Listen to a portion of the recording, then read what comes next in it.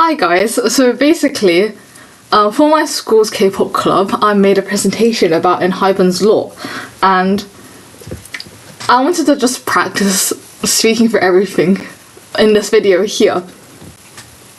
And also just to get the timings right as well, because I want this presentation to be 10 minutes long, but obviously if I record this and I see that it's over 10 minutes, I'll know what to cut out, so yeah. Okay, so I'll be getting started. So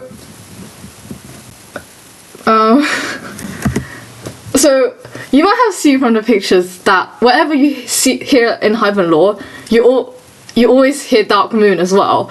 So what exactly is it? It's basically a fictional storyline in hype about vampires, werewolves and magic, etc., told through webtoons and MVs, and it contains the universe of ENHYPEN, obviously. Yeah, and essentially, I know everybody knows this, but just so in case you don't, ENHYPEN, in this universe, ENHYPEN are vampires, and Dark Moon has 6 parts in total. 4 of which are about ENHYPEN's storyline, and they're the ones here. Yeah, I'll go into more details about them later in the presentation. So like in the webtoons, there's obviously characters who represent the ENHYPEN members. So I'm going to introduce you to them right now. In the webtoon, they actually have different names, but I'll just use the members' real names to avoid confusion. Oh yeah, and each of the members have superpowers as well. That's related to the lore, but I'll tell you about that later. We have Hee-sung, who can read minds and use telepathy. There's Jae, who has super strength. Jake, who can make fire with his hands. Sonu, who can walk on walls and ceilings and also can also hypnotize. Sung-hoon is a werewolf. It just basically means that when he turns into a werewolf, he has enhanced powers. Nikki can control shadows, and Jungwon has super speed. Now I will move on to talking about the storyline. So yeah, I'll basically tell you a little bit of the storyline and then link that with an MV so that you understand how it works. And just a disclaimer, I made this, the things that I'm going to say are my interpretations based on what I read and watched, but obviously there are multiple interpretations, so if you disagree, that's fine. The first part, or the story that we have, is the Kingdom of Valkyria, and that takes place 1,000 years ago. And in that, a princess called Sooha rules a magical princess called Sooha rules a kingdom, and she has 7 knights who are the ENHYPEN members. However, an evil person, shown here, Darden, wants to overthrow her, so he obtains black magic to turn himself into a bad vampire and raids the palace. And Sooha was at the point of loss, so despite her trying to do everything to stop him, so she gives some of her powers to the ENHYPEN members, which turns them into good vampires, and she sends them into the future.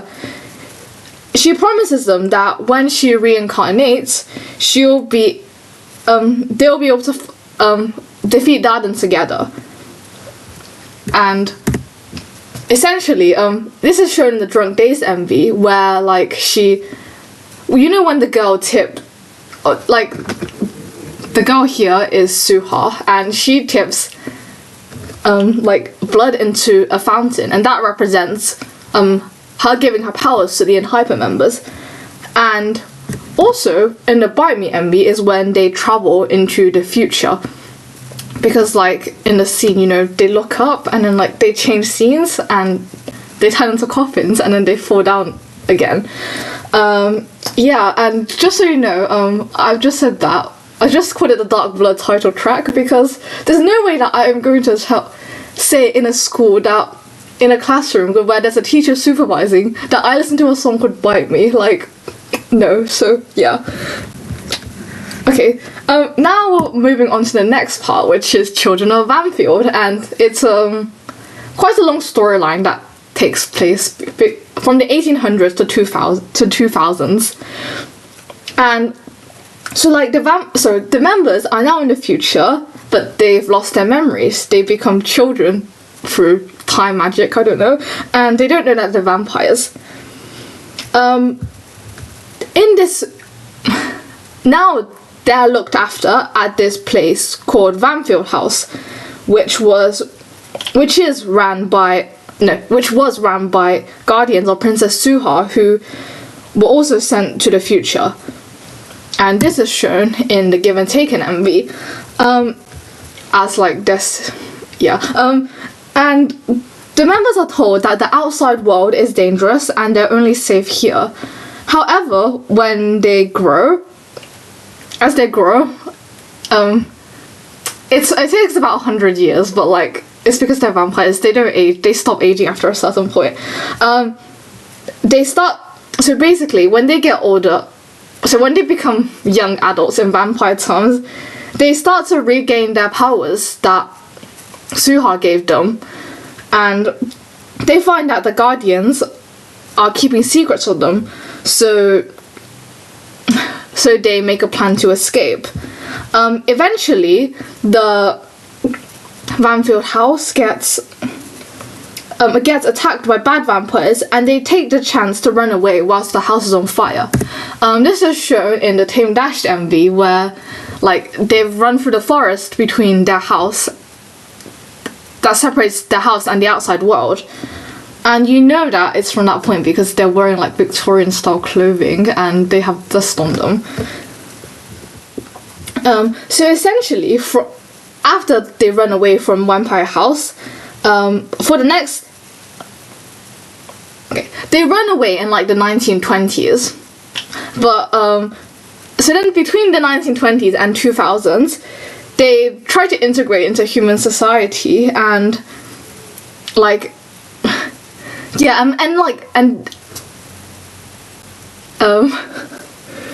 and every so often they change their locations and their identities to stop people getting suspicious of them.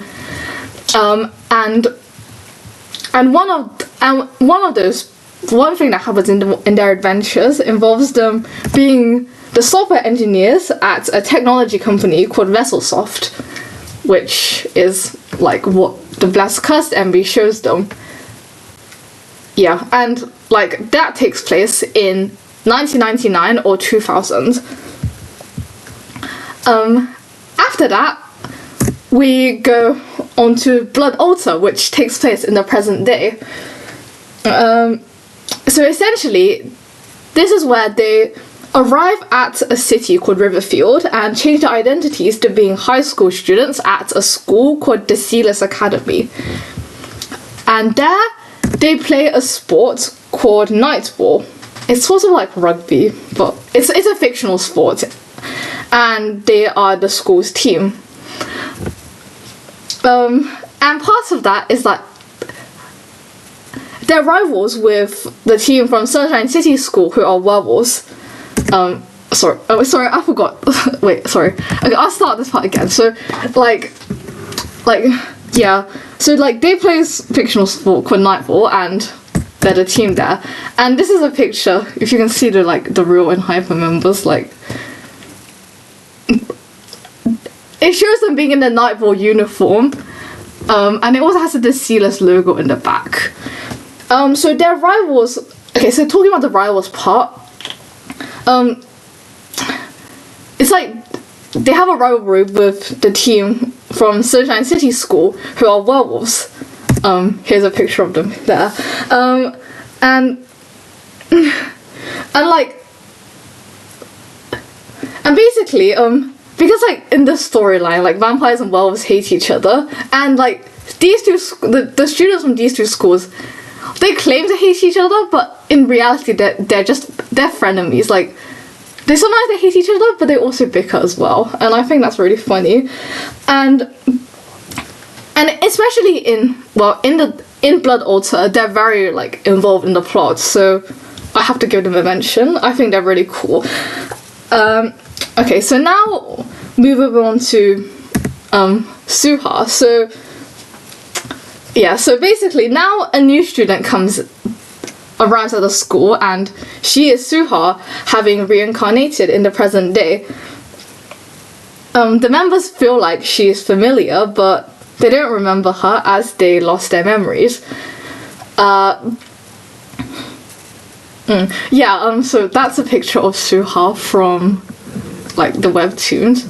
That's a picture of, I guess, Sooha in like quote real life, but yeah, from an MV. Not an ENHYPEN one, but I just wanted to show you a picture where she's wearing the Sealers uniform, because like you can see the logo like there. However, Darden, it turns out that he was like present in the world at all this time, discovers that she's now here, and he kidnaps her to take her powers. So as a result, the ENHYPEN members and the werewolves work together to find Sooha and defeat Darden, which causes all the bad vampires to disappear from the world. And part of the story is shown in Pastor Mike MV, where they essentially raid a vampire base in order to gather information about where Sooha is. So like the people dressed in black are meant to represent the bad vampires, and that's Jungwon. Yeah, it's basically, yeah.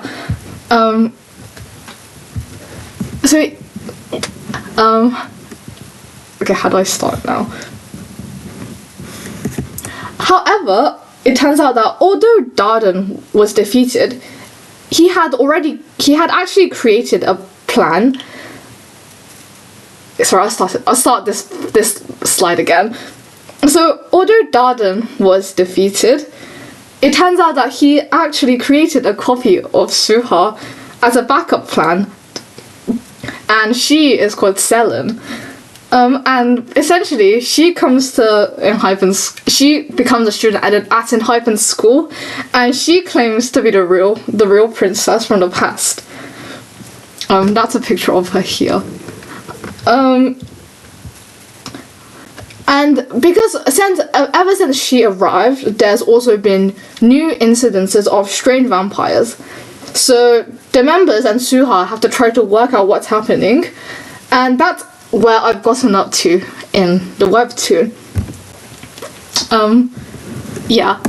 So after having told you that, what can you do now? So I would say that obviously you can read the webtoons like here, like Blood Altar. That one's really popular, and yeah. However, if you feel like that's gonna take too long, because for me it took probably more than 6-7 hours.